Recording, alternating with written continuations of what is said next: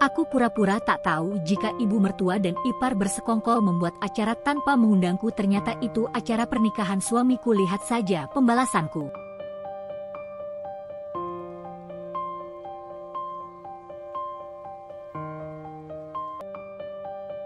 Aku selalu berpikir bahwa hidupku sudah sempurna. Aku memiliki suami yang mencintaiku, keluarga besar yang harmonis, dan rumah yang nyaman untuk kami tinggali. Setiap hari aku bangun dengan senyum, merasa bersyukur karena aku telah menemukan kebahagiaan sejati. Pagi ini, seperti biasa, aku menyiapkan sarapan di dapur. Aroma kopi yang baru diseduh memenuhi ruangan, berpadu dengan wangi roti panggang yang masih hangat. Suamiku, Ardan, duduk di meja makan sambil membaca berita di ponselnya. Ia tampak rapi dengan kemeja putih dan dasi biru tua, siap berangkat bekerja. Aku buatkan kopi kesukaanmu, ujarku sambil meletakkan cangkir di hadapannya. Ardan tersenyum tipis, meletakkan ponselnya, lalu menggenggam tanganku sebentar. Terima kasih, sayang. Kamu selalu tahu apa yang aku butuhkan. Aku tersenyum, merasa hangat di hatiku. Momen-momen kecil seperti ini membuatku semakin yakin bahwa aku memiliki segalanya. Tak lama, mertua dan adik iparku keluar dari kamar masing-masing. Rumah ini bukan hanya milik kami berdua, tetapi juga tempat berkumpulnya keluarga besar Ardan. Awalnya aku merasa khawatir, takut tidak bisa menyesuaikan diri, tetapi mereka menerimaku dengan tangan terbuka. "Ira, tumben kamu bangun lebih pagi dari biasanya," ujar ibu mertua sambil duduk di kursi makan. "Biasanya Ardan duluan yang ke dapur, kan?" Aku terkekeh. "Aku mau mencoba jadi istri yang lebih baik, Bu." Ibuku mertuaku tersenyum senang. "Kamu sudah jadi istri yang baik, Nak. Lihat bagaimana Ardan semakin betah di rumah." Ardan hanya tersenyum, lalu melanjutkan sarapannya. Aku merasakan kehangatan di dalam dadaku. Inilah hidup yang kuimpikan sejak dulu. Rumah yang hangat, keluarga yang harmonis, dan suami yang penuh perhatian. Setelah sarapan, Ardan bersiap-siap berangkat kerja. Sebelum pergi, ia mencium keningku lembut. "Jangan terlalu capek, ya." Aku mengangguk. "Kamu juga." Saat mobilnya melaju keluar dari gerbang, aku berdiri di depan pintu, mengawasi hingga ia menghilang di tikungan jalan. Aku menarik napas panjang, merasa puas dengan hidupku. Aku tidak tahu bahwa kebahagiaan ini akan segera berubah. Bahwa di balik kehidupan yang tampak sempurna, ada rahasia yang perlahan-lahan akan terungkap. Bab 2, Tanda-tanda yang tidak terlihat. Sudah hampir seminggu ini Ardan pulang lebih malam dari biasanya. Jika dulu ia selalu tiba di rumah sebelum makan malam, sekarang aku lebih sering duduk sendirian di meja makan, menatap piring kosong di hadapanku, menunggu kepulangannya yang entah kapan. Awalnya, aku tidak terlalu memikirkannya. Aku mencoba memahami bahwa pekerjaannya mungkin sedang sibuk. Tapi entah mengapa, hatiku terasa gelisah. Ada sesuatu yang berbeda. Malam itu, aku duduk di ruang tamu, memainkan ujung selimut dengan gelisah. Jam sudah menunjukkan pukul 10:30. Ardan belum pulang, dan ponselnya tak kunjung bisa dihubungi. Aku mencoba mengalihkan pikiranku dengan menonton televisi, tetapi pikiranku terus melayang. Saat akhirnya aku mendengar suara mesin mobil di halaman, aku buru-buru bangkit dan berjalan ke pintu. Ardan masuk dengan langkah santai, mengendurkan dasinya, seolah tak terjadi apa-apa. "Kamu pulang telat lagi," ujarku pelan, mencoba terdengar santai. Ardan menghela napas, meletakkan tas kerjanya di sofa. "Maaf, ada rapat mendadak di kantor. Aku juga harus menemani klien makan malam." Aku mengangguk, berusaha menerima jawabannya. Aku tidak ingin menjadi istri yang terlalu menuntut. Tapi entah mengapa, ada yang mengganjal di hatiku. "Kamu sudah makan?" tanyaku, masih berdiri di dekat pintu. "Aku makan di luar," jawabnya singkat. Aku menelan ludah, menekan perasaan aneh yang mulai muncul di dadaku. "Kenapa ponselmu mati?" Ardan mengusap wajahnya, tampak lelah. "Baterainya habis, sayang. Aku lupa bawa power bank." Aku ingin mempercayainya. Aku ingin meyakinkan diriku bahwa tidak ada yang perlu dicurigai. Jadi aku hanya mengangguk dan tersenyum tipis. "Baiklah, kamu pasti lelah. Aku buatkan teh, ya?" "Tidak usah. Aku ingin langsung tidur," katanya sambil berjalan melewatiku, menuju kamar. Aku tetap berdiri di tempatku, memandang punggungnya yang semakin menjauh. Ada sesuatu yang berubah. Ardan yang dulu selalu bercerita tentang harinya, kini menjadi pria yang dingin dan tertutup. Mungkin aku hanya terlalu memikirkan hal-hal kecil. Mungkin aku hanya lelah dan terlalu sensitif. Tapi di dalam hatiku, aku tahu ini bukan hanya sekadar kelelahan kerja. Ada sesuatu yang sedang terjadi, dan aku tidak tahu apakah aku siap untuk mengetahuinya. Bab 3. Penemuan yang mengejutkan. Siang itu, aku mengendarai mobil dengan pikiran yang masih dipenuhi tanda tanya. Ardan semakin jarang pulang tepat waktu, semakin dingin, dan semakin sulit dihubungi. Aku mencoba menepis segala prasangka buruk, berpikir bahwa mungkin aku hanya terlalu curiga.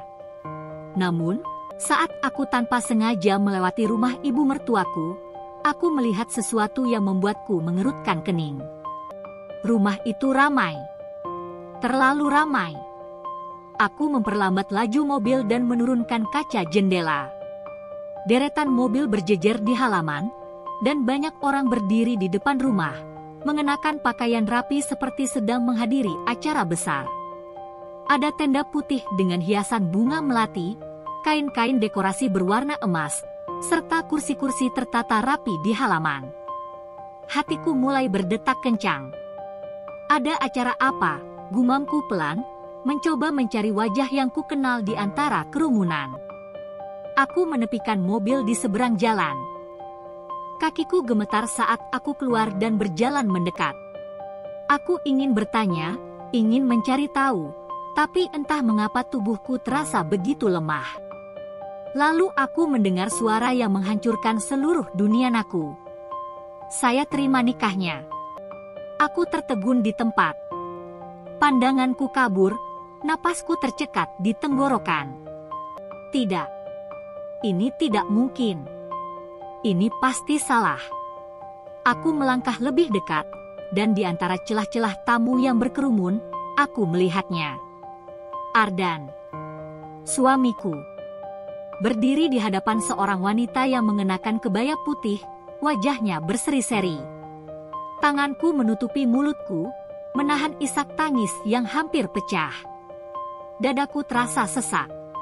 Seperti ada pisau yang perlahan menusuk hatiku, mencabik-cabiknya tanpa ampun. Sah! Suara itu menggema di telingaku, memukul jantungku dengan keras. Semua orang bersorak, ibu mertuaku tersenyum lebar, adik iparku ikut bertepuk tangan dengan riang. Aku hanya berdiri di sana, seperti orang bodoh yang baru saja menyaksikan kehidupannya hancur dalam hitungan detik. Suamiku tidak sibuk dengan pekerjaan. Bukan rapat, bukan klien. Ia sibuk mengurus pernikahannya yang kedua. Air mataku menggenang. Aku ingin menerobos masuk, ingin berteriak, ingin menampar wajah Ardan dan perempuan itu, ingin menghancurkan kebahagiaan palsu yang mereka bangun di atas pengkhianatan. Tapi untuk apa? Untuk seorang suami yang bahkan tidak menghargai istrinya? Untuk seorang mertua yang dengan senang hati membiarkan anaknya menyakiti wanita yang sudah mengabdi padanya? Tidak. Aku tidak akan merendahkan diriku lebih jauh lagi. Aku menelan tangis yang terasa menggumpal di tenggorokan, lalu berbalik, berjalan ke mobil dengan kaki yang terasa seperti tidak berpijak. Aku ingin pulang. Ke rumah yang kini terasa kosong. Ke rumah yang dulu menjadi tempatku merasa aman, tetapi kini hanya menjadi saksi bisu atas pengkhianatan yang tak termaafkan. Saat aku menyalakan mesin mobil, aku melihat sekilas ke cermin spion. Mereka tertawa. Bahagia. Tanpa sedikit pun rasa bersalah. Aku menggigit bibir, menahan gejolak di dadaku. Aku tidak tahu harus berbuat apa.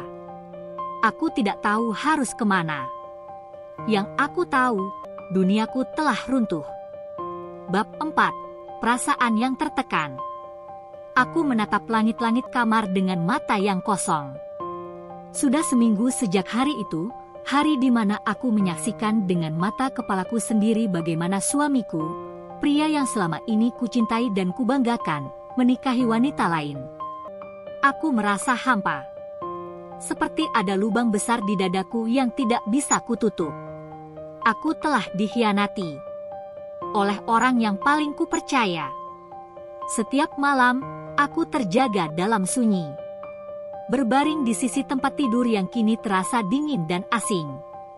Ardan masih pulang ke rumah, seolah tidak ada yang terjadi, seolah aku tidak melihat semua kebohongan itu dengan mataku sendiri. Dan aku memilih diam. Aku tersenyum seperti biasa. Aku berbicara seperti biasa. Aku bertindak seolah aku tidak tahu apa-apa. Tapi di dalam hati, aku sedang berperang. Hari ini, aku duduk di meja makan, mengaduk teh yang bahkan sudah tidak lagi hangat. Ardan masuk ke ruang makan dengan wajah santai, merapikan lengan kemejanya sebelum duduk di kursi seberangku. Pagi, sapanya ringan, seperti tidak terjadi apa-apa. Aku mengangkat wajah, tersenyum. Pagi. Aku bisa merasakan bagaimana dadaku bergejolak, ingin sekali menampar wajahnya, ingin berteriak dan bertanya, "Mengapa?" Tapi aku menahan semuanya. "Aku mungkin pulang agak malam lagi hari ini," katanya sambil menyendok nasi goreng ke piringnya. "Ada urusan kantor yang harus kuselesaikan." "Urusan kantor?" Aku menahan tawa sinis yang hampir keluar dari bibirku. "Baiklah," jawabku lembut. Aku bisa melihat raut wajahnya yang tenang, mungkin karena ia berpikir aku benar-benar tidak tahu. Aku meneguk teh perlahan. Aku akan tetap pura-pura tidak tahu. Sampai saat yang tepat tiba. Sore harinya, aku duduk di ruang tamu, menatap layar ponselku. Ada banyak hal yang ingin kulakukan, mungkin menyewa pengacara, mungkin pergi ke rumah wanita itu dan membuat keributan, mungkin mengemas barang-barangku dan pergi dari rumah ini. Tapi aku menahan diri. Aku menunggu. Aku ingin mereka merasakan sakitnya dihancurkan. Aku ingin mereka merasa ketakutan, merasa kehilangan kendali. Aku tidak akan menjadi wanita yang menangis dan membiarkan dirinya diinjak-injak. Aku menarik napas dalam. Aku akan merencanakan sesuatu. Sesuatu yang akan membuat mereka menyesal telah mengkhianatiku. Tapi untuk saat ini, aku harus tetap tenang. Tetap tersenyum. Tetap bersikap seperti istri yang tidak curiga apa-apa. Sampai saat yang tepat tiba. Bab 5. Balas dendam yang terencana. Aku menatap Ardan yang berdiri di depan cermin, mengenakan jasnya dengan rapi. Pria yang dulu begitu aku cintai, yang aku pikir adalah belahan jiwaku, kini hanyalah seorang pengkhianat.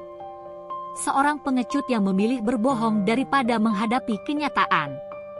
"Aku ada meeting siang ini, jadi mungkin tidak sempat makan di rumah," katanya santai, merapikan dasinya. Aku tersenyum, menatapnya dengan tatapan lembut, padahal di dalam hatiku, aku menahan tawa sinis. "Meeting? Atau menemui istri barumu?" "Baiklah, hati-hati di jalan," ucapku lembut. Ardan tersenyum puas, mungkin berpikir aku adalah wanita bodoh yang masih bisa diperdaya. Biarkan dia berpikir seperti itu. Biarkan dia merasa aman. Aku tidak akan menceraikannya sekarang. Itu terlalu mudah. Jika aku pergi begitu saja, dia akan bahagia dengan istri barunya tanpa beban. Tidak. Aku ingin dia merasakan bagaimana rasanya dihancurkan. Beberapa hari terakhir, aku mulai menyadari pola yang aneh. Ibu mertuaku dan adik iparku semakin sering datang ke rumah ini. Mereka bersikap manis, berbicara dengan nada lembut, tetapi aku bisa merasakan ada sesuatu di balik semua itu. Sampai akhirnya, aku mendengar percakapan mereka di dapur. Kamu harus mulai mengatur semua asetnya, dan rumah ini, tabungan, semuanya harus atas namamu. Suara ibu mertuaku terdengar jelas. Jantungku berdegup kencang, tapi aku tetap berdiri diam di balik dinding, mendengarkan. Pelan-pelan saja, Ma. Aku sudah mulai mengurus beberapa rekeningnya, sahut Ardan dengan nada pelan. Darahku mendidih. Jadi ini rencana mereka? Setelah mengkhianatiku, mereka ingin mengambil segalanya dariku? Aku menutup mataku sejenak, menarik napas dalam.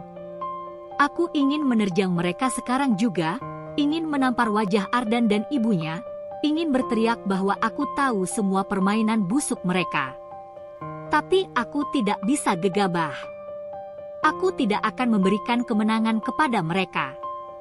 Aku berbalik, berjalan ke kamarku dengan langkah ringan. Kali ini, aku tersenyum. Kalian pikir aku hanya akan diam? Baiklah. Mari kita lihat siapa yang lebih licik. Hari demi hari, aku mulai menyusun rencana. Aku menghubungi pengacara terbaik, diam-diam mulai menarik sebagian besar uang dari rekening bersama, dan yang paling penting, aku mulai mencari celah kelemahan Ardan. Jika mereka ingin merebut segalanya dariku, aku akan memastikan mereka tidak mendapatkan apa-apa. Dan saat hari itu tiba, saat aku akhirnya menunjukkan semua kartu asku, aku ingin melihat ekspresi mereka. Aku ingin melihat wajah Ardan saat menyadari bahwa dia telah kehilangan segalanya. Balas dendam ini baru saja dimulai. Bab 6. Pertarungan yang semakin sengit. Aku berdiri di depan cermin, menatap pantulan diriku sendiri. Mata yang dulu penuh kelembutan kini berubah tajam, bibir yang dulu selalu tersenyum kini menyiratkan ketegasan. Aku bukan lagi wanita yang sama. Mereka sudah mengkhianatiku, dan aku tidak akan memberi mereka kesempatan untuk menindasku lagi. Aku mulai menjauh dari keluarga besar Ardan.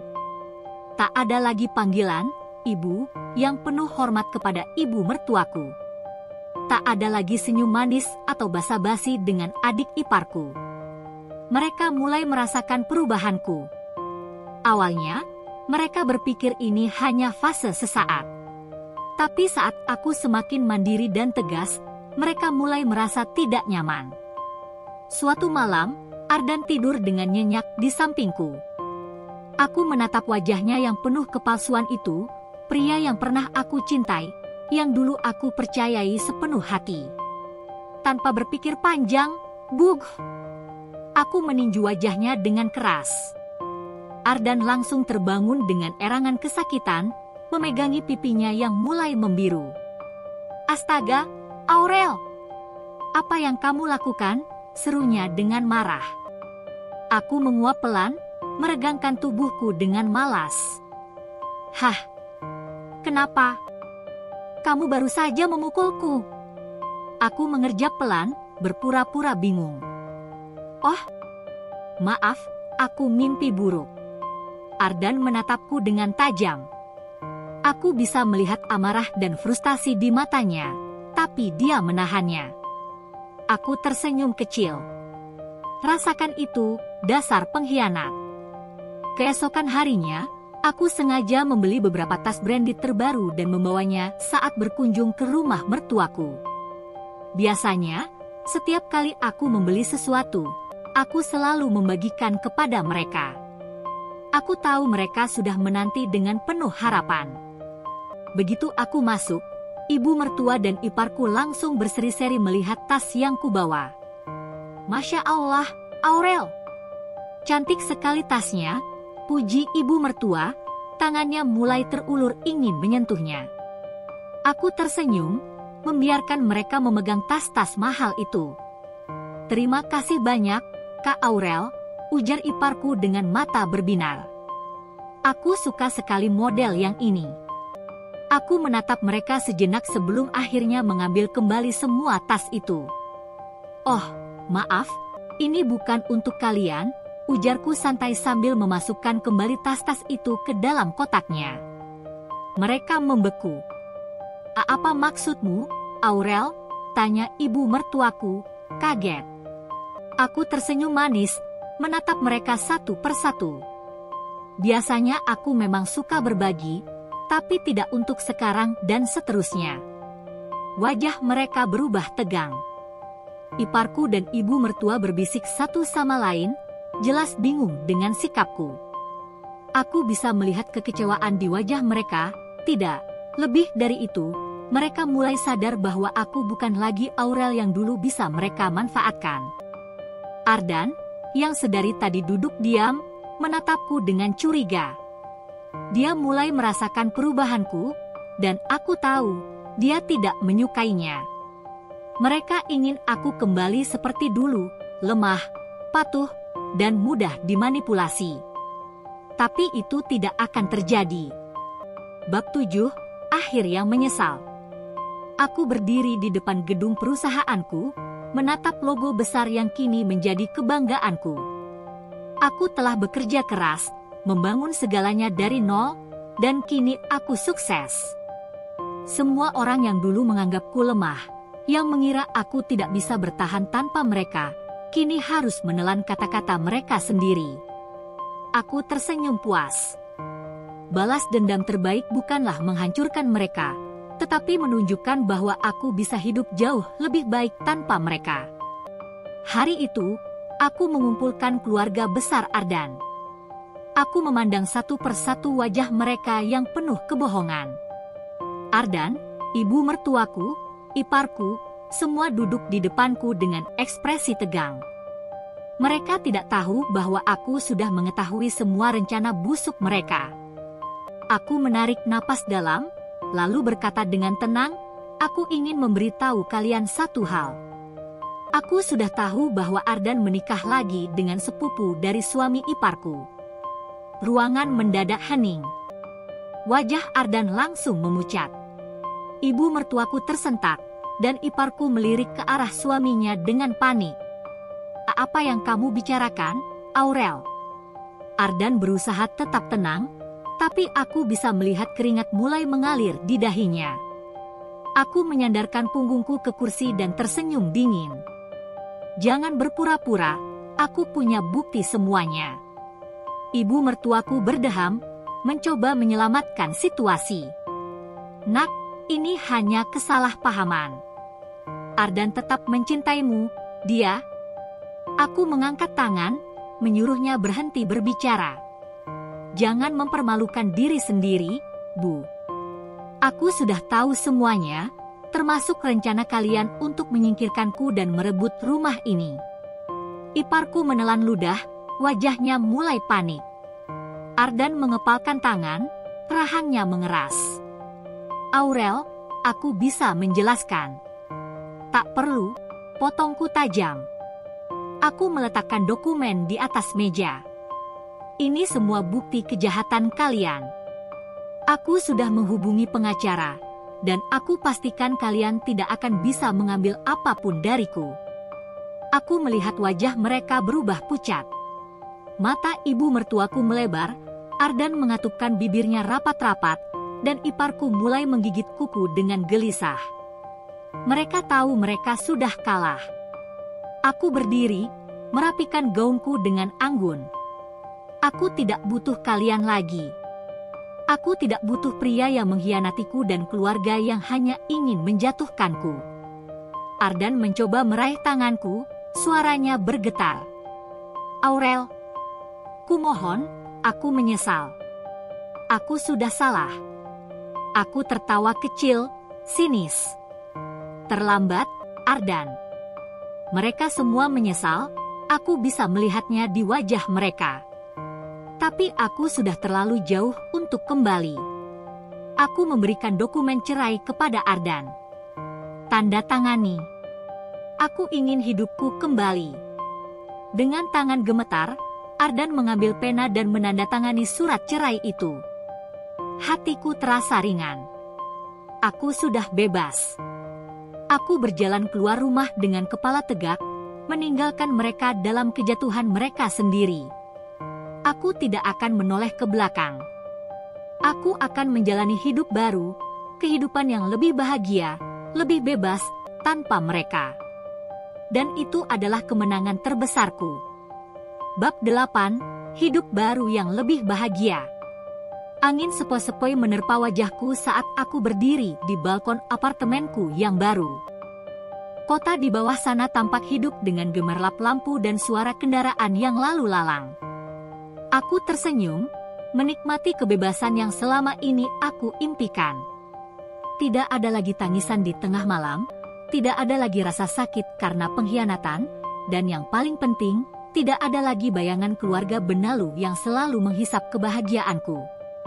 Aku telah bebas. Hari-hariku kini diisi dengan sesuatu yang lebih bermakna. Aku tidak hanya bertahan, tapi aku berkembang. Karirku melesat tinggi setelah aku keluar dari bayang-bayang Ardan dan keluarganya. Aku mendirikan bisnis sendiri, dan siapa sangka, dalam waktu singkat, aku berhasil membuatnya sukses besar. Sore itu, aku duduk di ruang kantorku yang luas, menandatangani beberapa dokumen penting. Sekretaris pribadiku, Livia, masuk dengan senyum cerah di wajahnya. Bu Aurel, klien dari perusahaan luar negeri ingin bertemu langsung dengan Anda. Mereka tertarik untuk bekerja sama dalam proyek baru. Aku mengangguk sambil tersenyum. Dulu, aku hanya seorang istri yang hidup dalam bayang-bayang suami. Sekarang, aku seorang wanita mandiri yang dihormati dalam dunia bisnis. Jadwalkan pertemuan, Livia. Aku ingin mendengar tawaran mereka, jawabku mantap. Livia mengangguk antusias sebelum keluar ruangan. Aku menghela napas lega, menikmati pencapaian yang telah kuraih. Malam harinya, aku duduk di kafe favoritku, menikmati secangkir teh hangat sambil menatap langit yang dipenuhi bintang. Sudah lama aku tidak merasa sebebas ini, sebahagia ini. Tak lagi ada beban. Tak lagi ada ketakutan. Ponselku bergetar. Sebuah nomor tak dikenal muncul di layar. Aku mengernyit, tapi tetap mengangkatnya. Halo? Tak ada suara di seberang sana, hanya napas berat. Kemudian, suara yang sangat familiar terdengar. Suara Ardan. Aurel, suaranya serak, terdengar putus asa. Aku menyesal. Aku tersenyum kecil, tapi kali ini bukan senyum kepedihan, melainkan kemenangan. Aurel, keluargaku berantakan. Aku juga kehilangan segalanya. Aku tahu aku salah. Bisakah kita bicara? Aku tertawa kecil. Kenapa? Tak ada lagi yang bisa kamu manfaatkan dariku, jadi baru sadar kalau aku berharga. Ardan terdiam di seberang sana. Aurel, Aku memotongnya. Dengar, Ardan. Aku tidak lagi peduli tentang kamu, ibumu, atau keluargamu. Aku tidak peduli kalian sekarang hidup seperti apa. Aku tidak akan pernah lagi menjadi wanita bodoh yang kau permainkan. Aku mengambil napas dalam sebelum melanjutkan, suaraku penuh ketegasan. Aku sudah bahagia, Ardan. Bahagia tanpa kamu. Tanpa kalian semua. Tanpa menunggu jawaban, aku menutup telepon. Aku tersenyum puas. Aku telah menang. Kali ini, benar-benar menang. Aku menatap langit malam, menikmati ketenangan yang selama ini aku cari. Aku tidak butuh masa lalu. Aku tidak butuh mereka. Aku hanya butuh diriku sendiri. dan itu sudah lebih dari cukup. Kesimpulan, kisah Aurel adalah perjalanan penuh luka, pengkhianatan, dan kebangkitan. Dia memulai dengan kehidupan yang tampak sempurna, hanya untuk menemukan bahwa kebahagiaan yang ia percayai hanyalah ilusi. Dikhianati oleh orang yang paling ia cintai, Aurel jatuh ke dalam kegelapan yang menyakitkan. Namun, alih-alih terpuruk, ia bangkit dengan penuh kekuatan dan membuktikan bahwa ia mampu hidup lebih baik tanpa mereka yang menghancurkannya. Pada akhirnya, dia menemukan kebahagiaan sejati, bukan dari orang lain, tetapi dari dirinya sendiri. Pesan moral: jangan biarkan pengkhianatan menghancurkan dirimu. Pengkhianatan memang menyakitkan, tetapi jangan biarkan itu merusak hidupmu. Gunakan rasa sakit sebagai kekuatan untuk bangkit dan menjadi pribadi yang lebih baik. Kemandirian adalah kunci kebahagiaan. Jangan terlalu bergantung pada orang lain, terutama dalam hal kebahagiaan. Bangun hidupmu sendiri, raih kesuksesanmu, dan jadilah seseorang yang bisa berdiri tegak tanpa perlu bersandar pada orang yang salah. Balas dendam terbaik adalah kesuksesan. Tidak perlu menghancurkan orang yang telah menyakitimu. Cukup buktikan bahwa tanpa mereka, kamu bisa lebih bahagia dan lebih sukses. Itu adalah balas dendam terbaik. Toxic people tidak layak ada dalam hidupmu. Jika seseorang hanya memanfaatkanmu dan tidak pernah menghargaimu, lepaskan mereka. Kamu berhak mendapatkan kehidupan yang lebih baik, dikelilingi oleh orang-orang yang benar-benar tulus menyayangimu. Cintai diri sendiri lebih dari siapapun. Pada akhirnya, kebahagiaan sejati datang dari dalam dirimu sendiri. Saat kamu mencintai dan menghargai dirimu, tak ada satupun pengkhianatan yang bisa membuatmu runtuh. Hidup terus berjalan. Jangan terjebak dalam luka lama. Bangkit, melangkah, dan ciptakan kebahagiaanmu sendiri.